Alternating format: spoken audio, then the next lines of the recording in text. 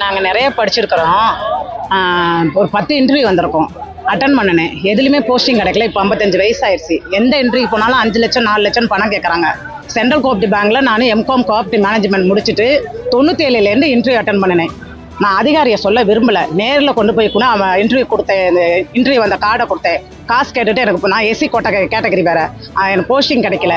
இப்போ இந்த 1000 ரூபா அதுக்காக மனு கொடுக்க வந்தேன். எங்களுக்கு எங்கள் வீட்டுக்காரரும் நானுமே டிகிரி ஹோல்டர் தான், வேலை இல்லாமல் இருக்கிறோம். எங்கள் வீட்டுக்காரர் வேலைக்கு வந்து கூலி வேலைக்கு தான் போயிட்டு இருக்கிறாரு. நான் வீட்டு ஹவுஸ் ஒய்ஃபாக இருந்துகிட்டு இருக்கிறேன். பிள்ளைங்களாம் படிக்க வச்சுட்டு இருக்கிறோம். பிள்ளைங்களுக்கு இந்த ஒரு பஸ் ஃபேர் வந்து கிடைச்சா போதுமேன்ட்டு நாங்கள் ஒடியாடுறோம். இன்கம் டேக்ஸ் ஃபைல் பண்ணியிருக்கிறேங்கிறாங்க. லோன் வாங்கியிருக்கிறோம். வருமான சான்றிதழும் சப்மிட் பண்ணியிருக்கிறேன். 96,000 தான் ஆண்டு வருமானம் காமிச்சிருக்கிறாரு. விவோட்டை வாங்கிட்டு வந்திருக்கிறேன்.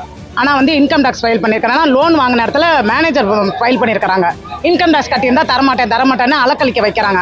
நானும் விவோட்டை போயிட்டேன். கலெக்டர் 2 வாட்டி மனு கொடுத்துட்டேன். அங்கங்கே முகாம் போகிற இடத்துல எல்லாம் கொடுத்துட்டேன். எனக்கு கிடைக்கல. தயவுசெய்து எனக்கு இந்த உரிமை தொகை கிடைச்சா நல்லாயிருக்கும். என் பிள்ளைங்க கஷ்டப்பட்டுக்கிட்டு கிடக்கிறேன். எனக்கு வேலை இல்லாமல் ஹவுஸ் ஒய்ஃபாக இருக்கிறேன்.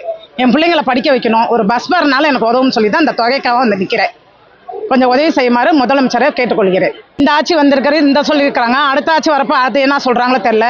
எங்களுக்கு தொடர்ந்து இந்த அமௌண்ட் கிடைக்கணும். அடுத்த ஆட்சி வந்தாலும் கிடைக்கணுங்கிறதுக்காக தான் அந்த அமௌண்ட்டுக்காக வந்து நிற்கிறோம்.